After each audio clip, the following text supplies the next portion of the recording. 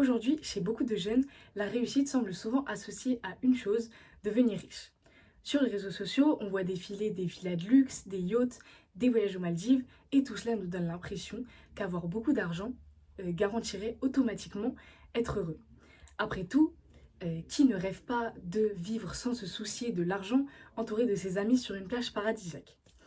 Eh bien, depuis longtemps, cette idée influence également l'économie.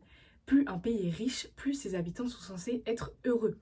Pour mesurer cette richesse, les économistes se basaient notamment sur le PIB.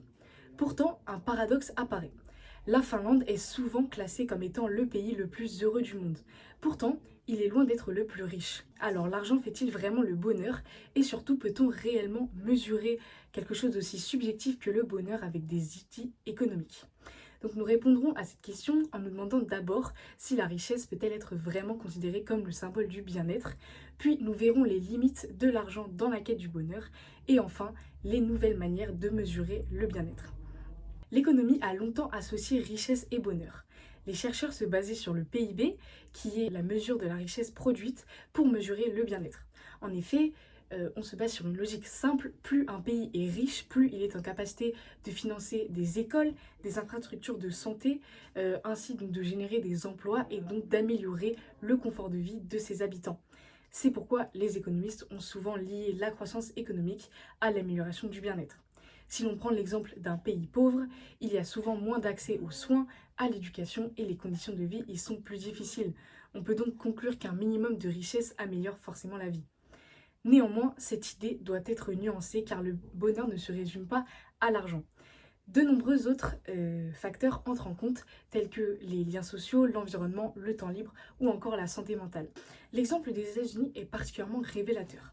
Le pays possède le PIB le plus élevé du monde avec 32 billions de dollars, mais pourtant il est classé 24e du World Happiness Report, en dessous de pays tels que le Danemark ou le Mexique qui ont un PIB bien moins élevé.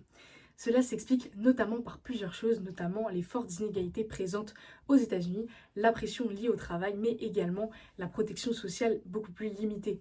Ainsi, malgré leur richesse, on a beaucoup de pays développés qui connaissent des niveaux importants de stress, de solitude, de burn-out ou même de dépression.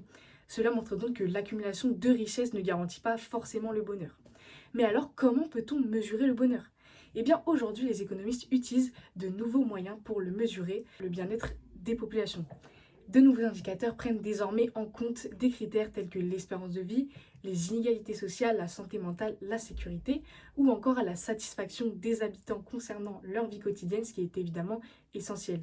C'est notamment le cas, comme nous l'avons vu précédemment, du World Happiness Report qui évalue au niveau mondial le niveau de bonheur des populations à l'aide de critères tels que le revenu, mais également le soutien social, la liberté, la confiance envers les institutions et encore l'équilibre de vie. On retrouve également l'IDH, l'indice de développement humain qui a été créé par les Nations Unies, qui mesure quant à lui l'espérance de vie ainsi que l'éducation. Et certains pays vont même encore plus loin. Au Bhoutan, par exemple, le gouvernement utilise un concept, le bonheur national brut. L'objectif est d'améliorer le bien-être global de la population en protégeant par exemple l'environnement, les relations sociales ou encore la culture. Ces nouveaux indicateurs montrent donc que la vision de l'économie a évolué. Aujourd'hui, le développement ne se résume plus seulement à la production de richesses, mais également au bien-être des populations. Pour conclure, l'économie peut effectivement mesurer une partie du bonheur grâce à des indicateurs comme le PIB ou l'IDH. Cependant, le bonheur dépend aussi de facteurs humains, sociaux et psychologiques qu'aucun chiffre ne peut vraiment mesurer. Une personne peut être heureuse avec peu d'argent, tandis qu'une bien plus riche peut se ressentir du stress, de la solitude ou encore un manque de sens dans sa vie. Finalement, le bonheur reste une notion profondément subjective, propre à chaque individu, ce qui rend sa mesure particulièrement complexe.